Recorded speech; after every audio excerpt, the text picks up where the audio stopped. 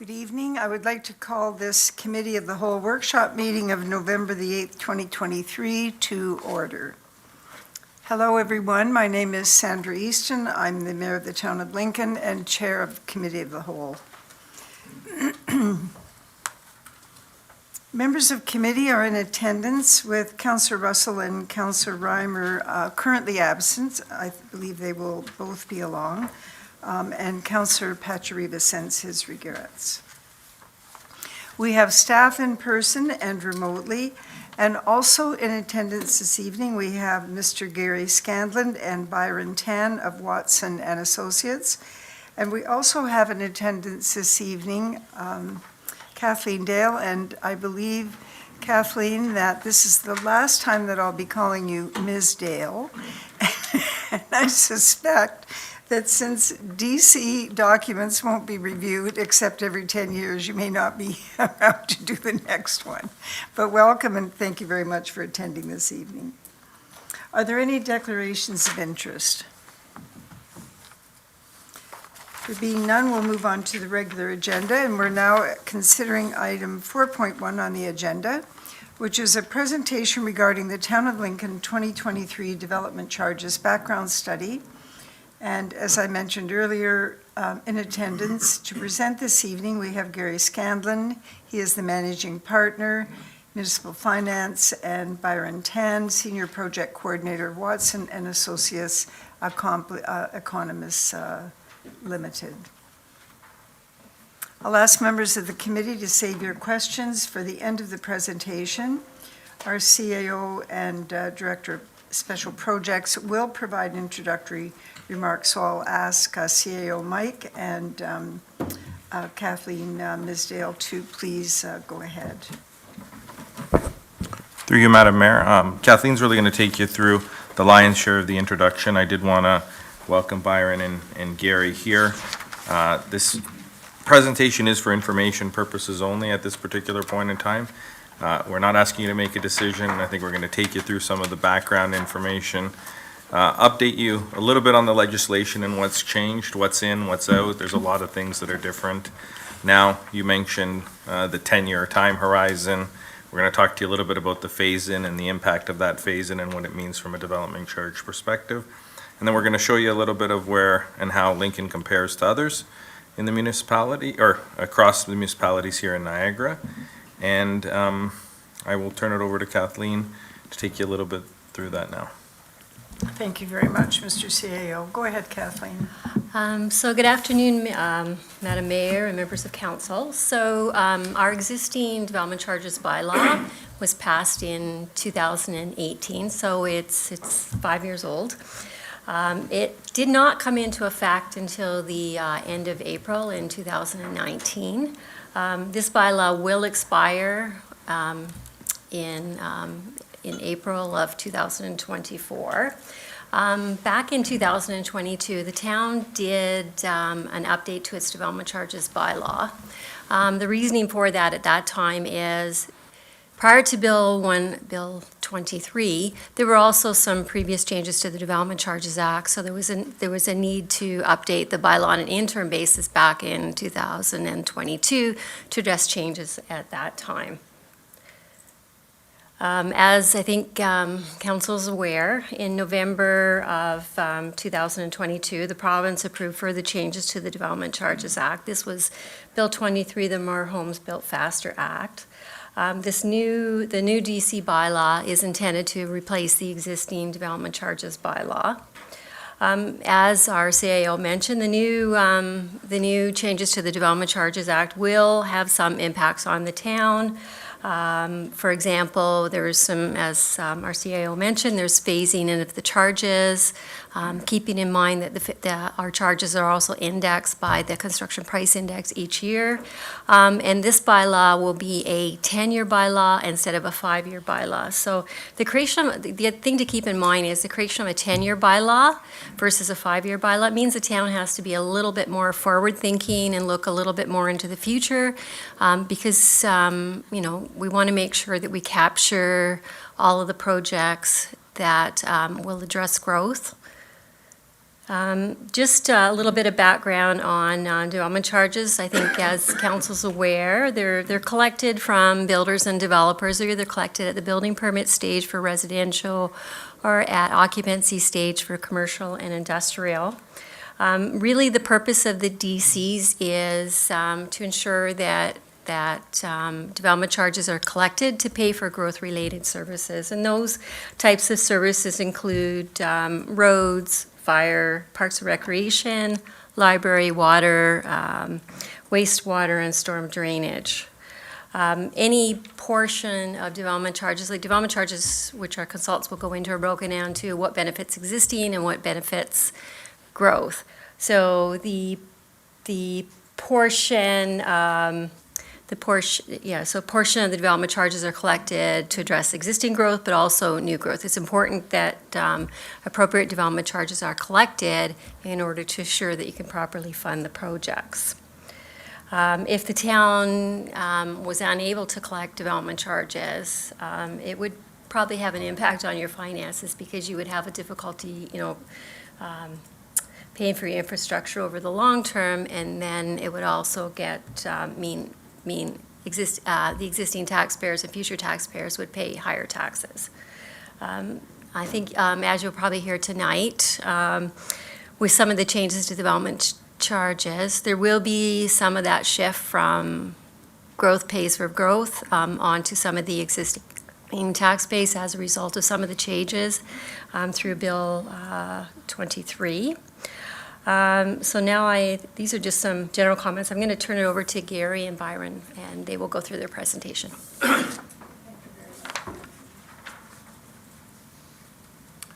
Thank you, Kathleen. Members of council, it's always a pleasure to be before you.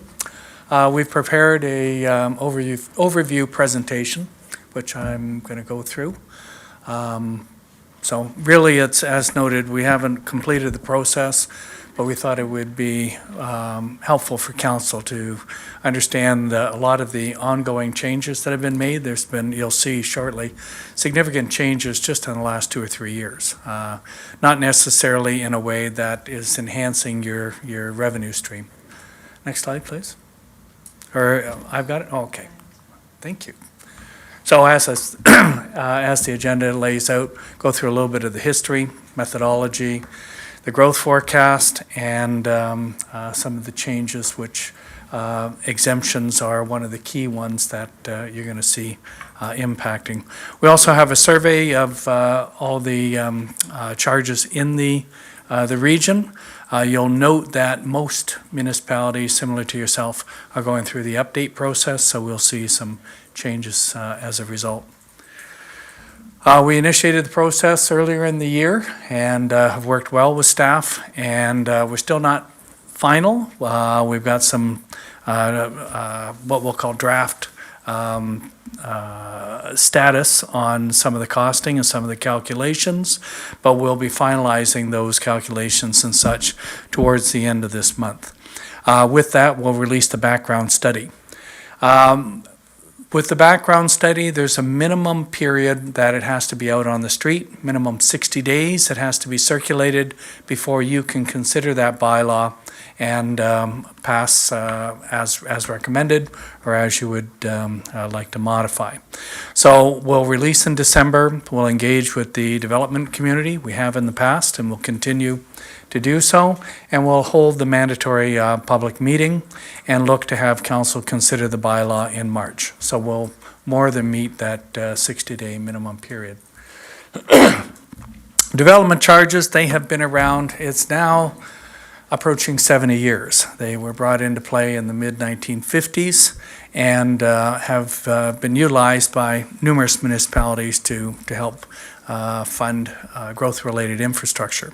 So that's what the purpose of them is, to recover capital costs associated with both residential and non-residential development within the municipality. It's not to recover operating costs, it's solely for the capital infrastructure.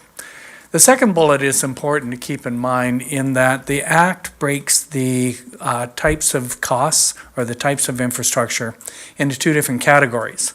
The first is the very localized costs. So what may be constructed within a subdivision, internal roads, water mains, sewers, sidewalks, streetlights, etc. Those internal costs or very localized costs are called local services, a very simple term. But those are generally 100% the developer responsibility. So we will define within the background study what the responsibilities are of the developer, and then the development charges pick up the broader costs that are normally outside of the subdivision, and that's what we include in the DC calculations. As you can see here, development charges, as I've noted, been around since the mid-1950s, so we're approaching 70 years. Originally, they were under the Planning Act, and if you've ever heard the term lot levy, those are charges that were imposed under the Planning Act. And they got their nickname lot levy because under the Planning Act, you can impose the condition to collect that money whenever you created a lot. So whether it be by severance or subdivision, you were allowed to impose the charge. That went on for almost 30 years, and there was a number of case law that was set by going to the OMB, and in late '89, they weaved all this legislation together to create a Development Charges Act. The act stood for about 8 years, and in 1997, they modified the legislation. In doing so, they made a number of reductions and deductions. So where development charges in theory in 1989 were full cost recovery, starting in 1997, we lost probably in the range of 20-25% of the eligible costs that we could collect. Since that time, you can see on the right-hand side, starting in 2016, we've seen numerous changes to the legislation. One or two of the items may have been of assistance to municipalities, but a lot of the changes have reduced the amount that you can collect. So as I'll go through and chat with you, they've introduced a number of exemptions or reductions or phase-in, all which would shift a higher burden from the developing landowner back onto the municipality. You can see the 2016, which was noted, we've already incorporated that within your last DC process, so I won't go back on that. But since the 2020, you can see these changes. And if you recall Bill 108, that's the one that introduced changes to 16 pieces of legislation all at once. Changes to the Planning Act, changes to the Development Charges Act, and in fact, when they initially introduced 108, they were going to collapse all of the eligible services down to only 8. So they were looking to significantly reduce the municipality's ability to recover infrastructure. Through dialogue, through discussions, our firm, myself, was on the municipal committee that was set up by Municipal Affairs. Through the dialogue process, at the end of that, we expanded it back to 20 eligible services, which was helpful, but we still lost some services in that process. What was left with the Bill 108, 138 legislation was they allowed for installment payments for certain types of developments. So if you were a rental housing at that point, if you were institutional, you could make the payments mandatorily over 5 years, 6 payments. So you wouldn't start until occupancy. So instead of having the building permit that I take out today, maybe I have occupancy a year and a half from now. Starting on that date, then I would pay in 6 installments over 5 years. So that was to assist in cash flow for those type of developments. They also introduced that for those installment payments for nonprofit housing. But the nonprofit housing was to extend over 20 years. That's been subsequently rescinded, and now nonprofit housing is exempt, and I'll show you that. That was introduced under Bill 23, the More Homes Built Faster Act. They also introduced for site plan and for zoning bylaws, if I come forward with an application, whatever the charge is as of that date that you accept it, the charge is frozen. and it's frozen until 2 years after you approve whatever that application is. They do allow for interest to be applied, but basically, if you had significant changes to be done to the bylaw, you wouldn't recover the funds associated with that increased cost. We went through Bill 197, and that's the one that actually finalized the Bill 108 process, and it removed, it expanded back from 8 to 20 eligible services. It removed a mandatory deduction, which was for the softer services, and it also introduced a new CBC legislation that was through the Planning Act. CBC is basically for higher density. If it's 5 stories or higher, you can go through a process and have a bylaw, which would allow you to collect up to 4% of the land value of the land, and that's to help with higher density type of services. Bill 213 put it in mandatory exemption for universities. Bill 109 just expanded the rules on the treasurer's statement that's filed annually with council. And then we have Bill 23. So Bill 23, I'll go through, there's a number of changes. The first one was it added a number of exemptions. These exemptions mean that you're losing the money and you must fund those losses. If we go down to the bottom, these are the ones that are put into place now. And so they exempt inclusionary zoning units. So within inclusionary zoning, that's generally for higher density, and you can negotiate up to 5% of the developments to be affordable housing. And those affordable housing units would be exempt. Nonprofit housing, as I've noted, they were allowing for 20 years worth of payments, but they have now said nonprofit housing is totally exempt from paying the development charge. And even if you had an agreement and you were making those staged payments, it ceased immediately upon the approval of Bill 23. And then there was additional residential unit exemptions. So now you can have up to 2 additional units, either in a new house, or if I'm taking out a building permit today, I can add 2 additional units. So I'm actually doing a single family home and 2 apartments, and I don't pay for the apartments. So it's in enhancing the density of that individual property, but you're not able to collect the money associated with that increased density. So what's in the kind of greenish blue is in force today. What's in the orange is in progress, and this is under discussion with the province right now. Once again, I'm back on a committee, and we're working through a process. What they're looking to do is to further define the exemption for affordable rental units, affordable owned units, and attainable units. Affordable and affordable rental, affordable owned. Initially, they had a definition what they thought was what the province deemed as affordable, and that was either 80% of the average market rent or 80% of the average purchase price. So the province would annually release a bulletin, and they'd say, for Lincoln, here's the values, and if somebody comes in with an application which is less than 80%, then they're automatically exempted from paying the development charge.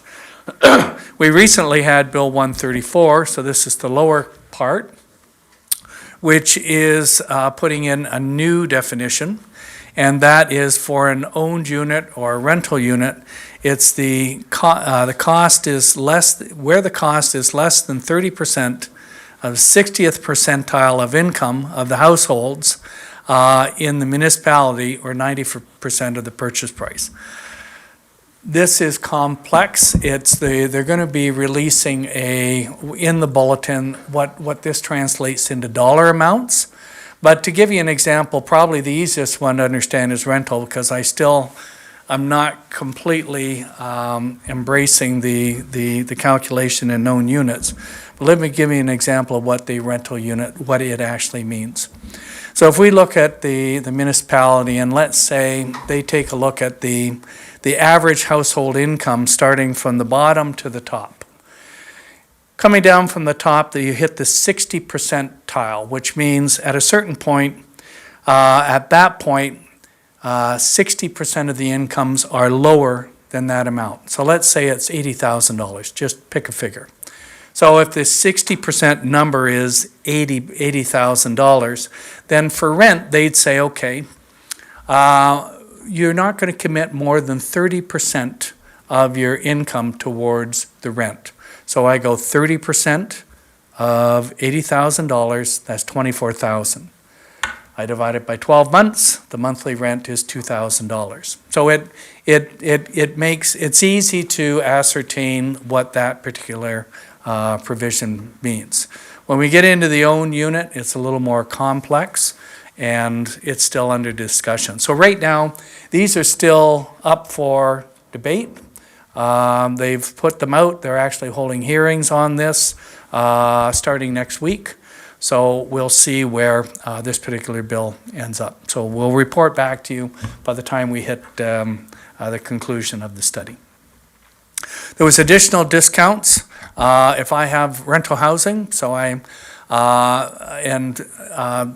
for the rental housing, you'll get a further discount if you, based on the number of bedrooms you have. So let's say I have an apartment building and I've got certain units that are 3 bedrooms or more, then you'd get a 25% discount. If I've got the 2 bedrooms, they get a 20% discount, and if I have singles or studios, they get a 15% discount. So as of right, you're going to discount the amount of the charges.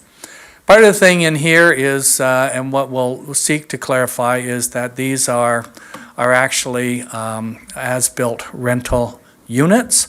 I could come forth and say, oh yeah, I'm going to rent it, or you get condominiums and I'm going to purchase it and rent it to my daughter or something. So we need to be very careful on how we position this discount or define it within the bylaw. But once again, we'll talk more about that when we get to the end of this process. There's a development charge reduction, so they made a number of changes as well. We used to be able to collect for housing, so to put at the regional level, you could have affordable housing that was built by the municipality. They've removed that, so municipalities now cannot provide for housing. This is unfortunate because it's removed the funding of about $2.2 billion, or removed 43,000 units from being constructed by municipalities and funded by DCs. That's about 3% of the province's 1.5 million target. So it actually has a negative impact on the province trying to achieve their goals. There was capital cost amendments, so they mandatorily have removed studies as being eligible. So we would have studies for water master plans, sewer master plans, official plans, Parks and Recreation master plans. We can no longer include those studies. There's been some question as to, well, what if we're doing a design study? To me, a design is basically specific to a project. It's you can't build something without designing it. We would submit, or we're taking the position that if it's specific to an individual project, then it basically continues with that project. So something like an environmental assessment to get the approval of a water main or a sewer, or to do the design, that would be captured as part of the project cost. When we pass the new bylaw, there will be a mandatory phase-in. Mandatory. So if we put into place a new charge, for the first year, we have to discount it by 80%. So all of the residential and the non-residential is knocked down by 20%. In the second year, it's we can collect 85% of the charge, the third year 90, fourth year 95. And finally, in the last year, we would look to be able to collect 100%. This is something that we're talking about with all of our municipalities, and we are suggesting that perhaps for each service, we pass an individual bylaw. So we'll pass one for water, for sewer, for parks and recreation, for libraries. And the reason for that is, let's say we have to come back in and modify, let's say, water. and make a significant change to that one. If we do it on an individual basis, and right now your bylaw has it consolidated, a schedule for all of the charges. If it was consolidated, then even though you only want to modify one service, the whole schedule would go back to being discounted at 80%. If we pass individual bylaws and you need to come in and revisit, just say the water's the only one that'll restart at that 80%. Everything else will stay as is. So it's a little bit more, I know clerks probably hate this, it's a little bit more work, we have to pass more bylaws, but the finance people say, hurrah, we're gonna collect more money. So they can have further discussions on that one, but that's our recommendation. The historic service levels, this is something where there's a mandatory calculation that we do. And the act says, go back, look at quality, quantity measures, and do, it's a math-based calculation. We used to look backwards only 10 years. We now have to look backward 15 years.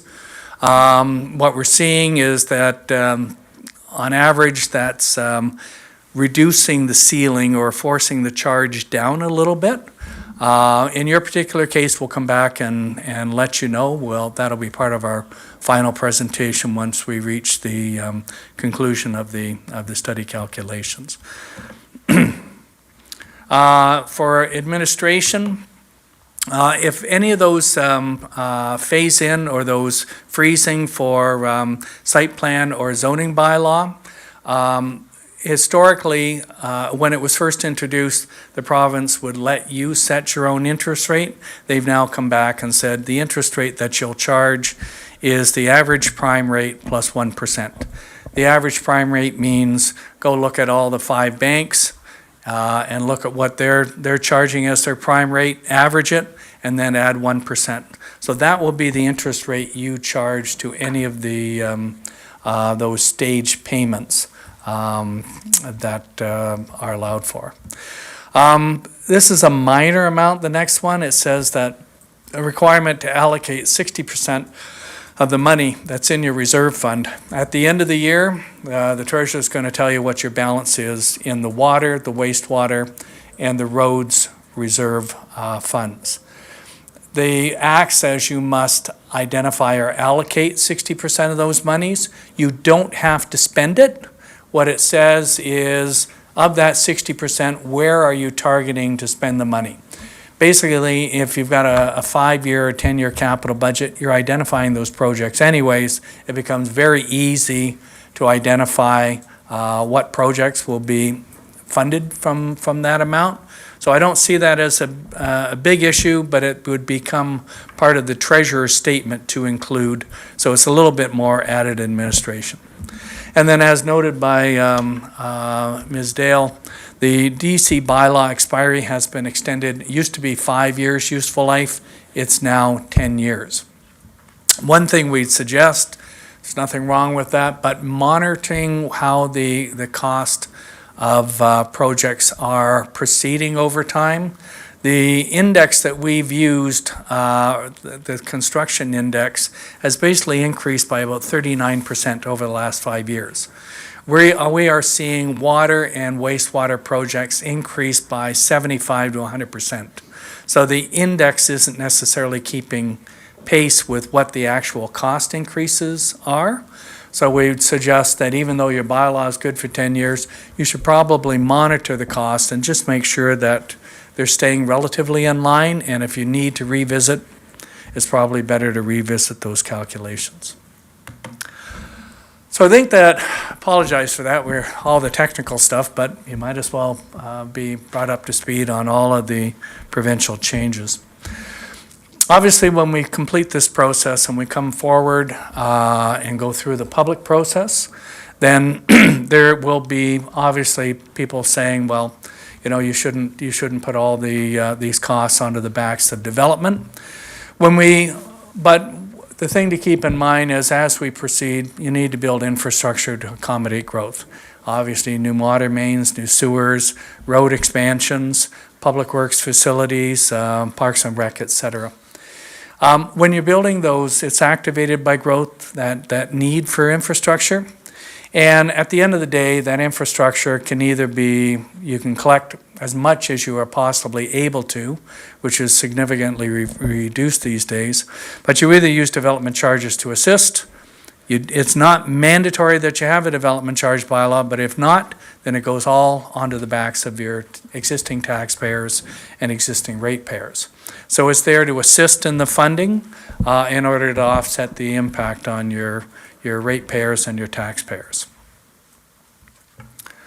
The methodology, it's extensive, actually, for what we have to go through, because we have to consider 175 cases of case law, as well as the legislation. But in very simple terms, when we get into it, the Act says, identify the amount, type, and location of growth. So the amount is normally measured over planning horizons. The type is residential versus non-res. And then the location of the growth helps us assess the individual needs, whether it be roads, water, wastewater, et cetera. And with number 2, then we identify those servicing needs, and 3, identify the capital costs. Excuse me. Once we have those costs, we must turn our minds to certain deductions, grant subsidies and other contributions. There's not many available these days, but where there might be, we'd need to deduct it. Benefit to existing development. If we're doing, most often this benefit to existing means if I'm going to take a fire station that's 5,000 square feet, knock it down and build a 15,000 square foot station, the replacement of the existing 5,000 square foot would probably be the benefit to existing. We're replacing an asset and we're expanding. So the expansion portion we'd probably assess as the growth component. The replacement would be the BTE. So if we're, reconstructing a road from even a rural section to an urban cross-section, if we're pulling out a water main and sewer and upsizing it, all of those different examples would carry a benefit to existing. So we work with staff in order to identify that. That service standard calculation I talked about, there's a service cap that's generated. It doesn't apply to water, wastewater, and storm, but everything else is subject to consideration of that service standard cap. And then the DC reserve funds, moving from one bylaw to the next, we have to rationalize any balances. At the end, we have to take those net costs, allocate them between a residential benefit and non-res, and basically we divide it by the growth to come up with the development charge.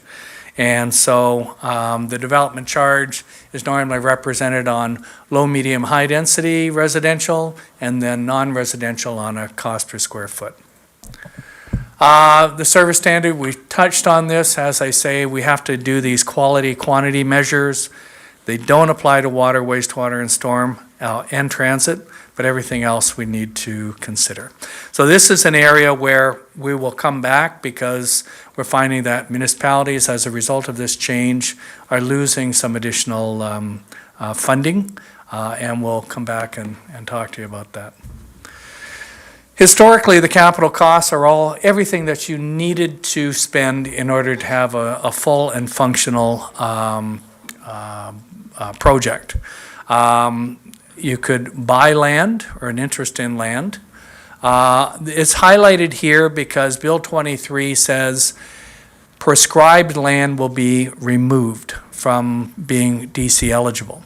Right now, it's only park land. We cannot buy land to develop a park, but once we have the land, we can put in the DC to develop it, put the play areas, baseball diamonds, soccer pitches, et cetera, so we can develop the land, but we cannot buy it. And right now, the province hasn't introduced any further lands that'll be removed. But it's in the legislation, and all the province has to do now is to put it into the regulations, and those lands would be removed. We can improve the land, we can acquire, we can lease, we can construct or improve buildings, facilities, and structures. Equipment and rolling stock can be included. capital component of a lease. So if you instead of building a building, we could do a lease arrangement, and the capital component of the lease can be paid for from the development charge revenues. So that's always a consideration as well. And then obviously, libraries don't function very well without collection materials, so we can include them. If we debenture or we borrow the money in some way, either internal borrowing from another reserve, we can include the interest and pay that back from the DCs. Our planning horizon is any planning horizon that we want, with the exception if we do transit, so that's at the regional level, they're limited to a 10-year planning horizon. Everything else is, so when we do this study, we're looking at a 20-year planning horizon. Historically, there was limitations, but that's subsequently been removed.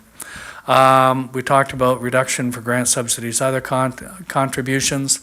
And the last one, basically in very simple terms, says, and it's a little bit confusing, but it may include authorized costs incurred or proposed to be incurred. So generally, the proposed to be incurred is, these are the projects that we've identified through your master planning process or the capital budget. So the costs that we'd be including are, for the most part, what we anticipate building into the future. The costs incurred are where we've debentured, or we've got a loan and we're still paying it. So we can include costs that are incurred or proposed to be incurred. And you can either build it yourself, or you can have others providing the service on your behalf and you're purchasing it. That basically is where we come into leases, or maybe you get into cooperative relationships with other municipalities. Library would be a good example. So that you can have somebody, you can, in conjunction with another municipality, or have somebody provide the service, and the capital portion you can pay for. So all of that continues to be eligible. And the only limitations, as I say, we can't buy parkland. The studies are eliminated right now. Any vehicles and equipment, they have to be significant, so generally lasting 7 years or longer. And then computer equipment that's not integral to the delivery of the service. This has been a bit, the 1997 Act basically eliminated computers, but what computers were in 1997 versus today, I would submit, are somewhat different. And we've gone through different hearings that have said, look, computers are, of the day, and everything's integrated. So if it's integral to the delivery of the service, we can include it. So if you do a sewage treatment plant, water treatment plant, highly computerized, we're not going to deduct for the cost of the computers that are into that. So it's something that's been contentious in the past, but we've resolved it through going through the OMB. I talked about the services that have been allowed, like Bill 108 would have taken us down to 8 services. We've expanded back to 20. You can see, this is the listing here. The ones that are in the more bluish green are the ones we're including in our calculations. So water, wastewater, storm, roads, which is called services related to a highway because it's more than roads, can be active transportation, etc. Fire protection, library, parks, and recreational services. So these are the ones that we'll be including in our calculations. Obviously, when we get to the end, in a very simple way, we're going to take all of this infrastructure, going to rationalize it with the deductions, divide it by the growth, and as I've noted earlier, we're going to come up with the calculation of the charge. Low, medium, high density for residential, and on a cost per square foot for non-residential. Local service policy, I touched upon it at the beginning. I won't get into a long discussion on this, but what we're trying to do is identify more localized works that would be the responsibility of the developer. This has been there, this requirement for local services has been in there, to be clear on it, since 1997. A change that they did in 2016 is they strengthened it by saying if you don't be clear on what the developer's responsibilities are, they may end up getting a credit for everything that they build, all the internal work. So we go through to be very clear on what the developer's responsibilities are, and you can see the list of things at the bottom, what we try and include in those, that policy. Excuse me, I'm dry. The growth forecast is consistent with the region's forecast. You can see historically, you've been as low as about 34 units and as high as about 550 units per year. The red line gives you an average, which is running at about 210 per year. The forecast is to see higher levels of development activity into the future. The color codes are to demonstrate that the dark blue is basically the low density, so single, semi-detached. Medium density is in the, so townhouses is in that kind of lighter blue. And then the oranges are high density, and that's where across Ontario, or at least the greater Golden Horseshoe, we're seeing a lot more of the high density development occurring. This pattern is consistent with what you're seeing with your neighbors and outside of the region. The forecast over 20 years translates into about 12,500 people in about 7,200 units. And the non-residential growth is just under 1 million square feet over the next 20 years. At this point, the draft capital program, there's still some refinements that we're making with staff. We've identified about $343 million in infrastructure. About 10% of that, $34 million, we've called post-period. That's still growth related, but maybe the sizing of maybe this major trunk water main is to service all of this area, and we anticipate that only 80% of it will be built out by the end of the 20 years. So there's a small portion that we'll put into post-period, but it's still growth related. It's just we have to spread the cost over the benefit of the who's receiving the service. So that brings us down to about $308 million. There's roughly about 1/3 of that would be benefit to existing, so $112 million loss. Some grants and subsidies, other contributions, about $3.6 million. So the charges that thus far is about, we'd be looking to recover about $192 million in infrastructure costs for 20-year growth. So I've noted, I'm not going to present the calculations tonight because this is a preliminary list. We hope to have this finalized over the next couple of weeks. When we talked about exemptions, I noted to you the additional exemptions that are just put into play with the recent legislative changes. Those are all of the ones that are in the orange. What was in place before that is mandatory local government exemption, so you can't charge the school boards or you can't charge the region, and correspondingly they can't charge you for any buildings that you construct. There's industrial expansion, so for the first 50% you can get no DC payment. It's only on if you're expanding the building past that you may get some level of payment required. You can add up to 2 additional apartments in a single-family home, and then that was there before. As I've talked about, they've introduced now you can have up to 3 units in any new or existing unit. And then universities and colleges, for that matter, if there's a campus that's created, they are exempted. So those are mandatory. There are discretionary exemptions, so this is where the council, yourself, can put into play further exemptions that you may want to consider. So as of today in your current bylaw, places of worship have been exempted. Farm buildings for farm activities, so bona fide farms or farm help houses have been eliminated. Granny flats. When you're doing a non-residential building, the elevators and the machine rooms have been eliminated from the costing. Temporary use, affordable housing projects, and then canopies, including gas station canopies. So we've further defined what part of a building is or isn't exempted from those counts. So in conjunction with staff, we'd look to probably continue these, but at the end of the day, we'd be looking for council to give us some guidance. I'm almost at the end. I just wanted to touch on what your current rates are. So as of today, we are, if municipal wide, so if you're in the rural area or in the urban, so anywhere in the municipality, that's the first darkened area. You can see that for roads, fire, parks and rec, library, and admin studies, you'd be paying about $26,500 for a single detached unit. Or for commercial, $12.59 per square foot. If you're receiving water, wastewater, and storm services, there's another $7,200.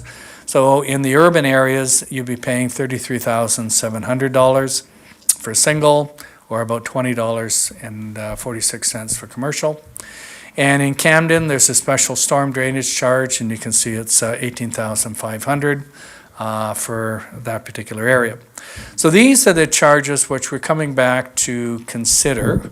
We've given you the capital. When we come back, we'll look at the updated calculation.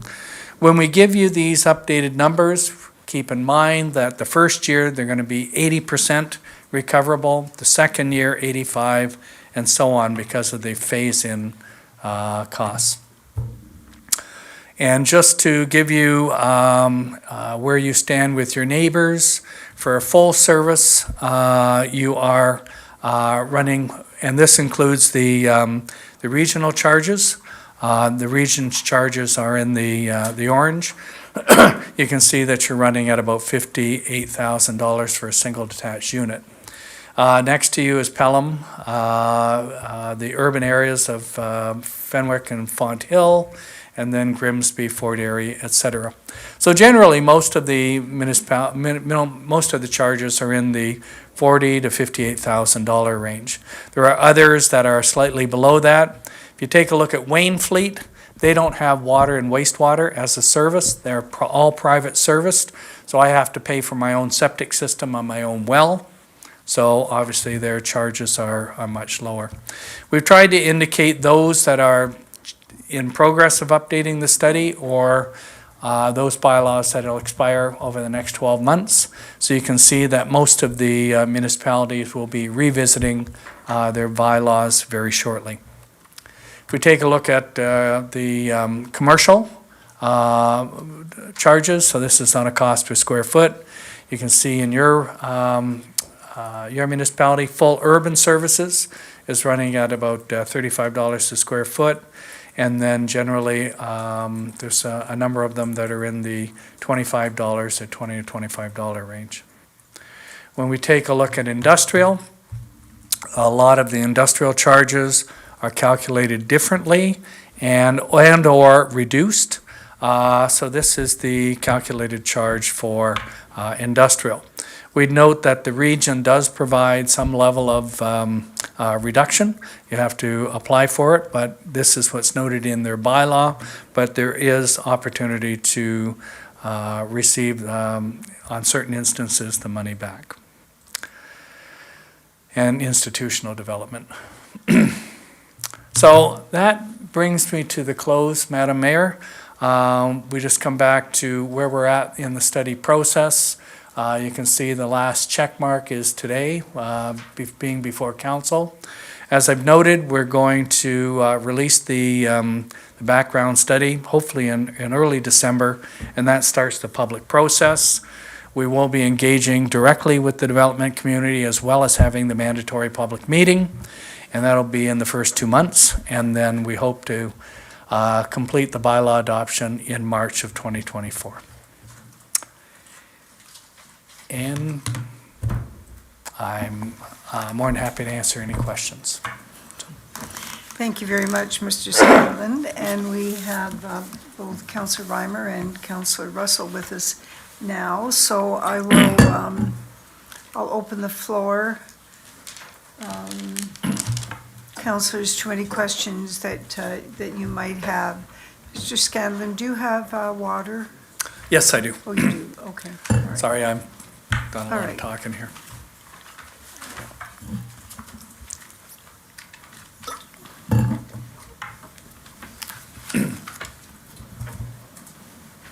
All right, I'm not seeing any names come, oh, now, I knew it was hardly, had to be, for sure. You've left us with a great deal to chew on. All right, well, Councillor Brunet, go ahead. I wouldn't leave Mr. Scanlon sitting at the microphone in the twilight of his career. So Gary, thank you for being here. Thanks for the presentation. Byron, thanks very much for being here. So I guess my first question, I mean, obviously, before I ask my question, you know, you've spoken quite clearly to say that there's been a lot of changes since we did the last review.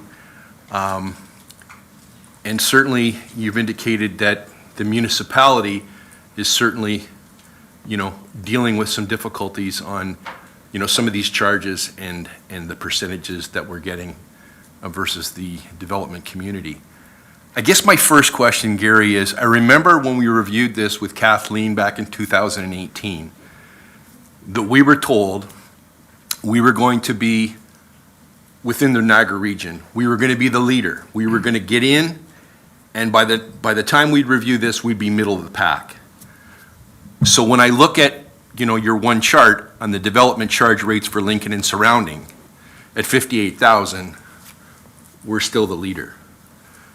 So understanding that there's many changes going on that all municipalities are dealing with, and we're talking about the province making us all whole, what would your comment be in the fact that we are the highest in the Niagara region currently? Within the region, through you, Madam Mayor, within the region, yes, we're at the higher end. But when we take a look at in Hamilton, they're significantly higher, and we're just going through a process with them and anticipate higher charges. And as you move into deeper into the GTA, the charges are as much as about $160,000 for a single-family home. And that, keep in mind, that's reflecting the fact that infrastructure is very expensive. There are a lot of municipalities now, a lot of your competitors that instead of, you know, being close to the water, they're now having to drive their development 10, 15, 20 kilometers to the north of the lakes. So you are at the higher end for here. I would submit that you're not, just the region as a whole, it remains significantly competitive in, to your neighbors throughout the Greater Golden Horseshoe. So Madam Mayor, just a follow-up. So I appreciate that response, and I was hoping that that would be your response, quite honestly, because you know, in my career, I had the opportunity for 40 years of dealing with a lot of these developers and contractors.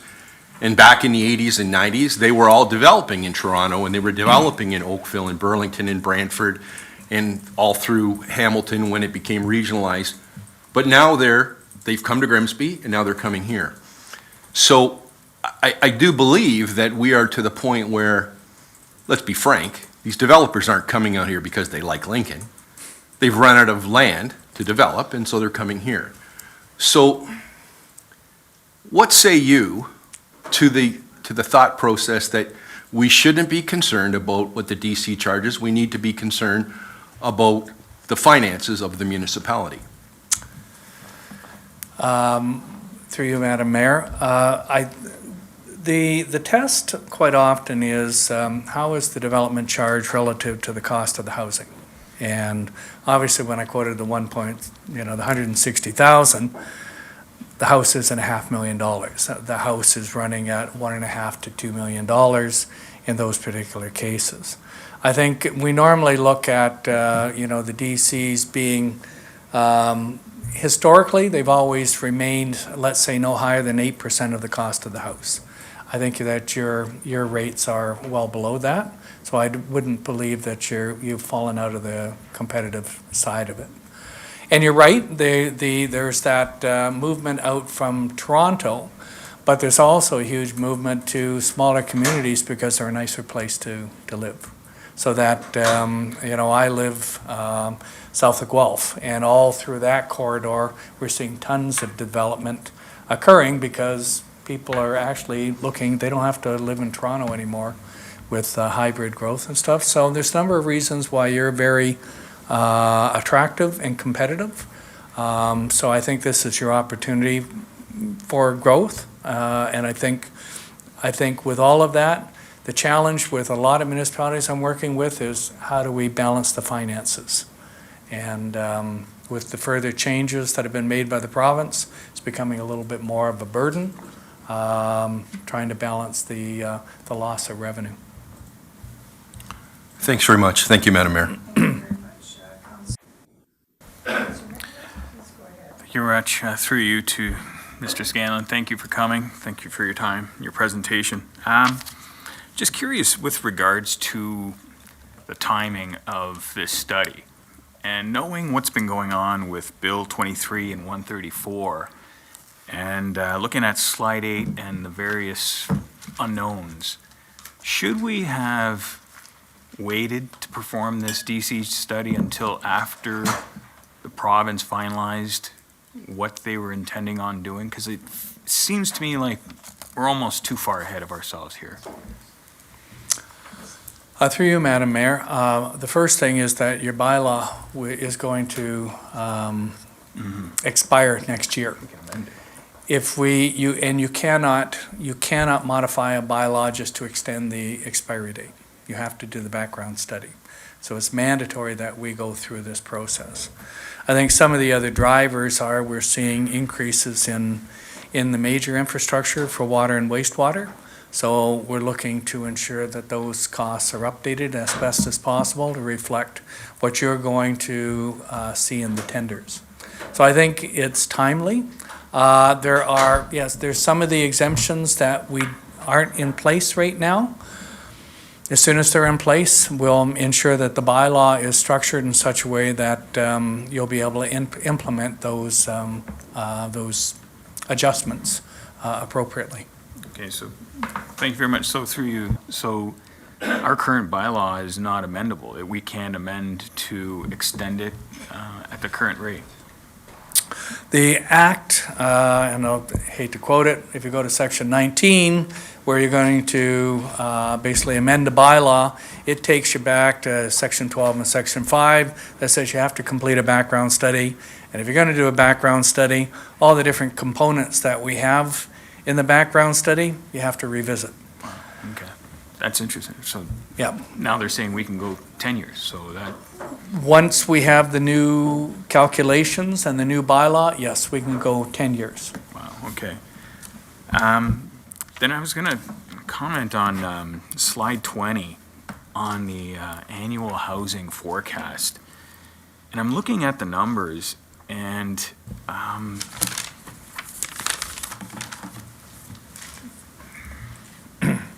not sure, like, what if they're a little higher than we're anticipating? They seem like I'm looking at 2022 is 34. You know, they were trending down, we can say maybe because of COVID, but they were trending down in 2023. We had a building activity report 2 nights ago. But for 2023, we're saying 345, 344, where did those numbers come from?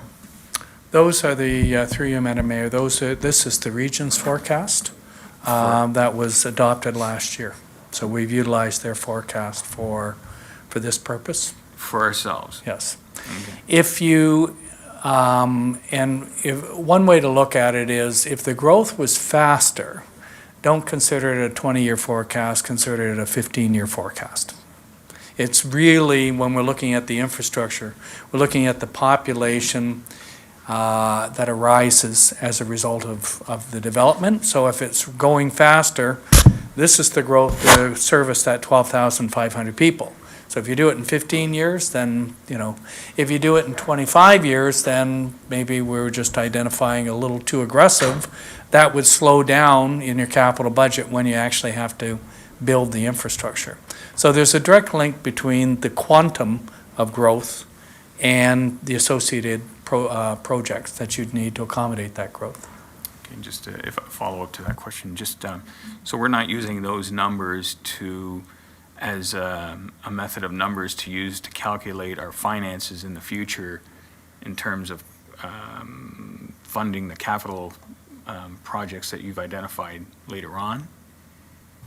We have, So because, We're sorry, using these numbers to calculate the funding of the capital projects in the future. that's correct. Okay. We're using these, best way to use it probably is, we're looking at, let's say, prudence, and we're looking at certain projects and how fast that will build out. If it is a lot faster, the infrastructure needs to be built sooner, but the proportional cost of, say, prudence is what we're looking to recover to allow that area to develop. Okay. That's good for now. I'll let other councillors chime in. Councillor Russell? Thank you, Madam Mayor. Through you. Sorry I was here later than the start of the meeting. If I missed the cake and the balloons for your retirement, I apologize.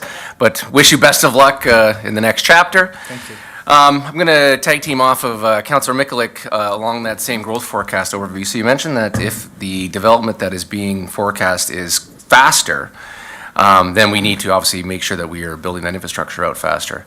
What if it's slower? And again, when I look at these numbers, I had the same type of question, that these numbers are forecasted higher than, again, we've only hit those numbers twice in our 52-year history. So what happens if we're using those as budget numbers and the next 2 or 3 years are kind of what we've had the last couple of years? Through you, Madam Mayor, that is what staff have to monitor. You have to take a look at what's happening through the process. There's a bit of a sequencing. You have, through the discussions with the developers, how fast they're bringing on, the approval of subdivisions. So you're watching applications move to draft approvals to full approvals, and then, an eye for the market. So there is monitoring that has to go on, and that should feed into your capital budget process. As I say, we're seeing, if you just take a look at next door in Hamilton, the amount of high-density development that we're seeing in Hamilton is just booming. And even through the low period, we're seeing a lot of activity. So we are seeing the expansion in this area. So we would anticipate that these are reasonable levels of forecasting, even though in the first year or 2 or 3, because of the interest rates, that we may, using the region's forecast, may have overshot the numbers a little bit. It's something that, as I say, we'll have to monitor, and that will adjust how it gets put into your capital budget and when it's actually tendered. Okay, thank you. And follow-up, Madam Mayor? So just a comment on that. I'm sure if you were to look at this over a 10 or 15-year period, there's going to be higher, as Prudence does get actually moving and there's some real build out there, you probably have higher numbers, which will make up for some of the lower numbers that could happen with the cause of the economy. Last question is probably housekeeping. The last few slides are where you show the different charts on the different building types. So you've got the single and you got the semis, industrial, institutionalized. Where would condos fit into that? And why wouldn't is there a slide for that should be applied? Because that'd probably be the most likely built form that we're going to have that are going to make up these numbers. So the term condominium actually means tenure. It means the type of ownership. And you can have single-family condos, you can have medium density, you can have high density. If you're talking apartments, then we can provide that to you. If you want it for each of the categories, more than happy to provide that to you, if that's what you'd like. It's simple enough. So just to follow up, so is condo then in the single and semi-detached dwellings already? You have condominium singles, which means that the land area is common land, but you would own the house on it, but the land is common. That's what condominium. I know most often we jump to apartments, but there's condominium apartments, townhouses, as well as single-family homes. Yeah, I'm thinking the higher density density. ones to find out what But- those would look like. Through you, Madam Mayor, more than happy. It's easy enough for us to put together the chart and give you a comparison on the apartments, whether you want, the large versus small or both. More than happy to provide that. Okay, thank you. Are you wanting that, Councillor? Yes, please. It shall be done. Okay, thank you, Councillor. And Councillor Chambers, please go ahead. Thank you very much, Mary Stan, through to Mr. Scanlon. Thank you for all the information and the presentation and your work on this. On page 8, the red box or orange, it says currently not in force. And you did comment a little bit on this on the owned unit. I personally cannot understand that bullet either, because in my opinion, it seems like if a house is sold for 90% of the average purchase price, they have a DC discount. So in my opinion, like, they're further ahead, like, they're not actually giving up anything. Like, that's how it reads to me, I don't know. You said you had thoughts on that as well, that bullet, so.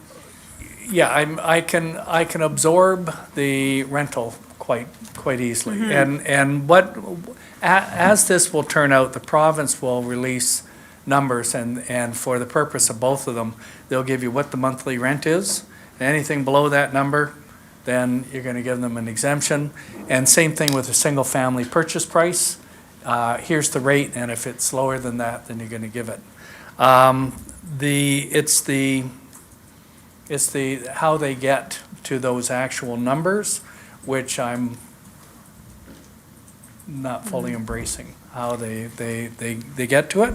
But it is, it will be set in stone. They'll say, okay, a single family in Lincoln at $1 million, for example. Anything below that would get the exemption. That's how this will translate into something usable. They'll put out a bulletin. The bulletin will be for every municipality, and then you'll be looking at those developments relative to those numbers. I don't know, I think that piece needs a lot more work yet, in my opinion, but it seems like, if a house is resold, like there's no real control over that of somebody getting in at the lower amount, saving the DCs, and then flipping it. Well, I should have probably noted it. They are looking for you, there's a footnote on that says, for the affordable and attainable units, the municipality shall enter into an agreement which ensures that the unit remains affordable or attainable for 25 years. So there is a requirement for an agreement. The problem with it, and this is yet to be defined, who are we entering into an agreement with? Is it the developer? Is it the builder? Is it the homeowner? And with each of those, what's the enforceability? And even worse, if I get into a situation where I have a condominium apartment, and I sell it at a rate that's now higher, do we now go back and every two-bedroom condominium apartment in that building, do they now have to pay up? There's some, like, when you start to work through the mechanics of it, there's a lot of questions. And let's say I've already posed that to the province. And by the way, I will continue to be a thorn in the province's side. I will continue with the committee until that committee finishes as an independent. So these are questions that I think really need to be laid out, because how is staff supposed to monitor this? And are we going to get into court cases and, having people come back to council? You don't need to deal with those matters, but I think this needs to be fleshed out very early on in the process. I agree, and thank you for your comments on that. And I have just one other question, Mayor Easton, regarding the parkland piece on page 15, that there's limitations. So the parkland is not excluded from DCs, yet these Parks and Rec are something that DCs can be used for. I don't understand why the parkland piece is separate. Okay. So to be clear, because under the Planning Act, you can get the land dedicated, or you can buy it, you get cash in lieu and you go and buy the land. The value of purchasing the land cannot be included as a capital cost. So I can't, as developing a park, I can't include the cost of acquiring the land. Once I have the land, I can build all of the amenities on it. I can put the soccer pitches. Right now, today, it is the only service that I cannot include land costs for. But if you're going to build, a new library, I can purchase the land. If it's a new recreation facility, I can buy the land for the recreation facility. I can't buy the land for the park. Yeah, it seems a little limiting. So it's- Certainly is. thank you very much. Thank you, Mayor Easton. Okay, Councillor Nicollet. Thank you very much for a second opportunity here. Actually, just. Oh, was there somebody before me? Was Councillor Murray not on the list? Oh, okay, all right, that's fine. Go Okay. ahead, Councillor. No worries. Through you to Gary again. So looking at the one slide, there was a slide where the maximum we could charge in the first year is 80%. That's of the overall total. So am I fair to assume that we would have to boost our DC rate or charge from 26.5 to approximately 33,000 in the first year to get to that 80%? Otherwise, we have a potential of charging less. So we have to, automatically, we would have to boost our DC charge to 33 or so thousand. Absolutely. You're through you, Madam Mayor, you're fully correct. Okay, thank you. Okay, thank you. Thank you very much, Councillor. And Councillor Renee. Thank you, Mayor Easton. So Gary, as we go through this process with our staff, we will be looking at like existing development charges and the bylaws associated with those in all the different sectors. We're going to do like a deep dive on all that. Is that correct? Through you, Madam Mayor, once we get to the calculation, we have the schedule of the charges. Our recommendation is that those charges for, single, semis, for the whole service, that whole line that goes across, we're suggesting that service get dropped into one bylaw. So the schedule is just, for, roads, and then, all the different categories of growth. And then for the next bylaw, the same thing. So you would get, they would all look the same, but our suggestion is to get around a limitation that they put into the legislation, do individual bylaws. Otherwise, as I say, if you need, 10 years is a long time. And if you need to get in just to adjust the cost for water, which those costs are going up quite rapidly, if you got it as one bylaw, everything goes to that 80%. And that seems to be, we don't want you to lose more money than what the province is making you lose as a result of these changes. So we're trying to get around a wholesale loss. So I appreciate that response. Where I was kind of going from a bit of a different angle, but Oh, sorry. no, it's okay. I do appreciate that response. But where I was going is, things change, things evolve. it's only been, what, 5 years since cannabis was legal? I mean, we weren't talking about cannabis, 5, 6 years ago. And, we take pride in the fact that, this area, we're a center for agricultural excellence. We've got tons of greenhouses now, as an example. So, you and your colleagues, Watson and Associates, you do work all across the province, from one end to the other.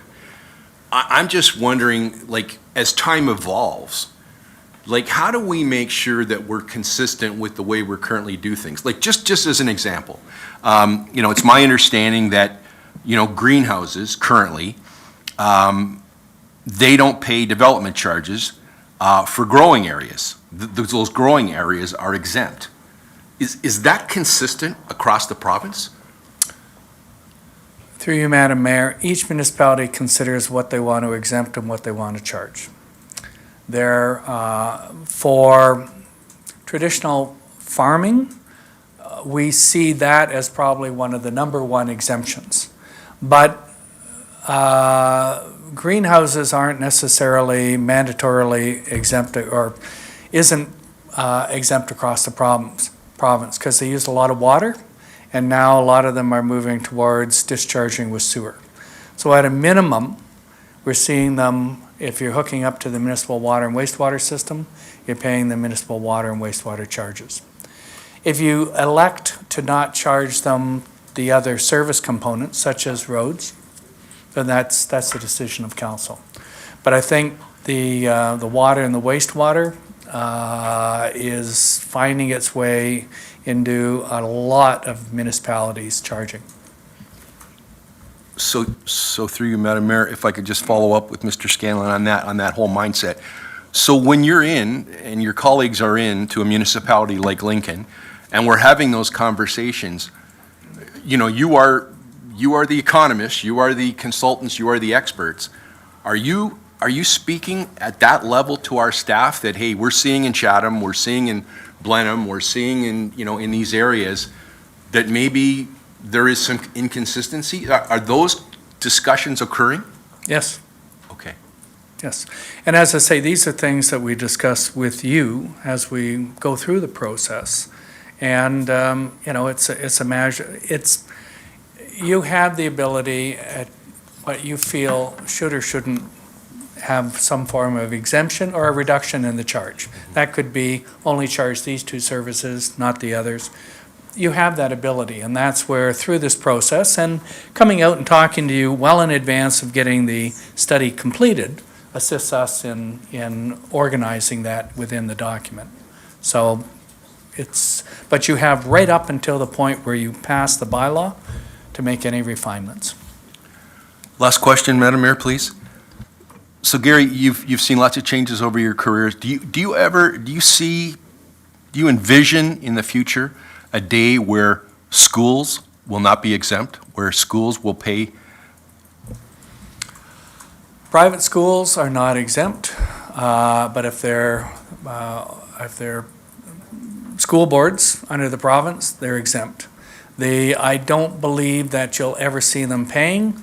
There have been cases, OMB cases, where the province and the feds say, we're higher up on the food chain. We don't have to get a building permit, and that's one of the triggers. You have to have a building permit. So we don't have to get it. So on any of our buildings, so generally they are exempt. But it is expressed clearly in the Development Charges Act that you cannot charge school boards. But private, so such as, any type of private school can be charged. They're not exempted. Yeah. Thank you very much. Thank you, Madam Mayor.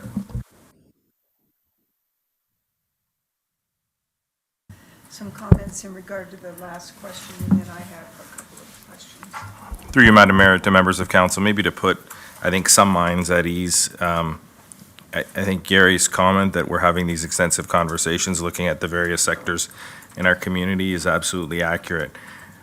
On the greenhouse piece, I'd probably say 99.9% of the greenhouses in our community do not use our water and wastewater system. And I know in talking to colleagues around Niagara, because this is not the first time this has come up. We've had these types of conversations around greenhouses, around other industries and sectors in terms of what should or shouldn't be paying development charges and what should be exempt. And I would say even across the province, in areas where water isn't used and water isn't required, we're probably consistent in that particular area. The ones that I think are some of those greenhouses that find themselves using water, absolutely. I think those are being charged development charges, and that absolutely makes a lot of sense. So I did want to put council's mind at ease. We're not in that particular situation in terms of almost all of the greenhouses we're using in our community. And, I mean, further to that, from a land use perspective, we really can't extend municipal services into our rural areas. So that's another thing that stops us from doing that. There's very few cases where that happens. Okay, Mr. Scanlon, a couple of things that I understand are quite important in the development of a development charges bylaw and the updating of the same. One of them is that it is very important for us to be as accurate as we possibly can be in the background study.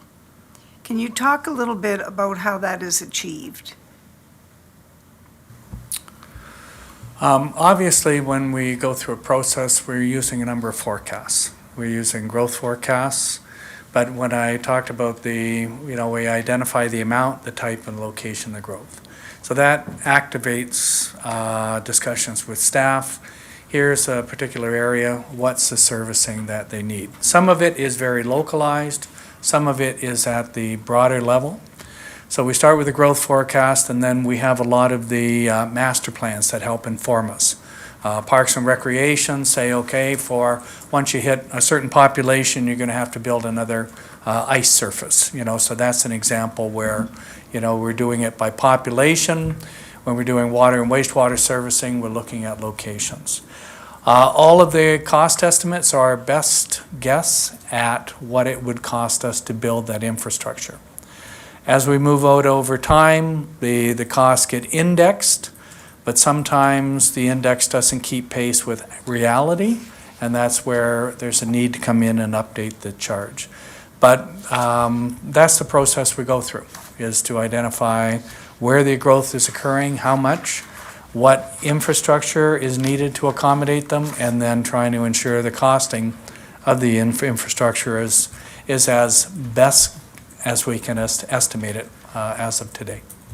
Okay, so when we look at the chart on page 28, and we see where Lincoln's position is it a fair statement that the reason that we are in that position is that, number one, we stepped out ahead of other people to update what we knew was a policy, a bylaw that was sorely lacking in the information that you were talking about. And we knew that because we had done the master plans. We had a number of them on the shelf, but we hadn't acted on them yet. Is that correct? Yes, that's reasonable. Okay, and so is it also fair to say that council can be confident that what's included in here is the best information that was available at the time, and that it forms the basis of any further amendments? We're not going to be going backwards, except in those areas where the province says that there will be adjustments. That's correct. These are the best estimates of the time, yes. Now, the other part of that I've come to understand, just dealing with people in the industry, is that there's also an element around this that speaks to declared intentions. You can have a complete list, you can have all the master plans you want, you can charge for the DCs, but if you don't do the work, there's now somebody and groups that are out there that are going to be paying very close attention to what your capital work looks like over the years. So your intentions have to be forthright, they have to be accurate, and they need to stand up to scrutiny. Tell us about that process. Is that true?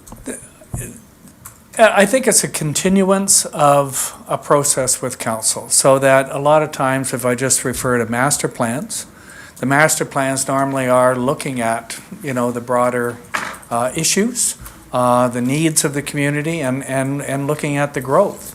And so that if your approval of a master plan lays out the foundation for us going into a DC, you've already, to some extent, turned your mind to saying, yes, this is the level of service we want to provide, and these are the infrastructure needs as best we can define them now. And then later, we include that and the costing in the DC. So it's all part of a continuum. The DCs are generally at the end of that process where you as a council have considered servicing needs and where the growth is going to occur. Okay, so it really is quite what we're going to be going through in terms of the response to the province is really going to be quite finite. It certainly appears that way. Is there anybody that's in the province, any area of the province that is so far ahead on this that we could start to be looking in those directions for some modeling or some experiences that they've had that are beginning to come to fruition, where they can say, yeah, this is how we're balancing some of the limitations at the provincial level with the demand plus the rate of growth? I'm not quite sure if you're asking how do we overcome the losses that the province is introducing? Is that, Well, I think is that that the model? that would certainly be part of the outcome if it's possible. Well, I think there are some opportunities. There's a lot of municipalities now with the water and the wastewater infrastructure, which are suggesting that instead of the municipality building it, the developers, either undertake it or they go through a front-ending process. Now, front-ending is a section of the Act which basically says that the developers, an individual or a group of developers, will give you the money up front to build the infrastructure. Now, there is some provisions in there which you could ask the developer to pick up the non-growth component of the projects. That could include, until we have a board member say differently, that could include them not asking for the 20% discount or the 15%, so they would fully fund it. So there are a number of municipalities right now that are looking at perhaps changing the way that they they finance the infrastructure, requiring the developers to come forward and settle up and try and minimize the loss to the municipality. Right. So if that's a model, I would say that's probably the one that's being advanced the most, and I know there's a number of municipalities under consideration of those policies immediately. Right. Well, I'm glad to hear that our staff have been having some of those conversations as well. Okay, councillors, I don't see anybody else on the list, and this has been a great discussion, and thank you very much for that. Thank you, Mr. Scanlon, for coming before us. I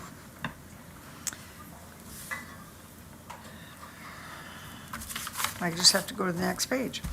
I have a motion moved by Councillor Brunet that council receive and file as information the workshop presentation provided by Gary Scanlon, Managing Partner, Municipal Finance, and Byron Tan, Senior Project Coordinator of Watson and Associates Economists Limited, regarding the Town of Lincoln 2023 Development Charges Background Study. Madam Clerk, would you please open the vote?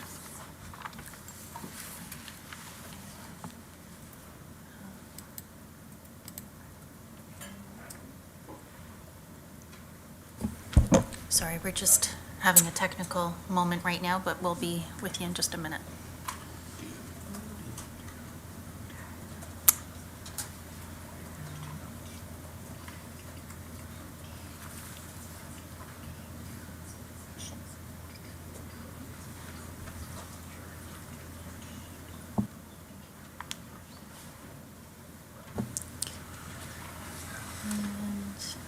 Perfect. And I've opened the vote. Okay, the vote is open. Oh.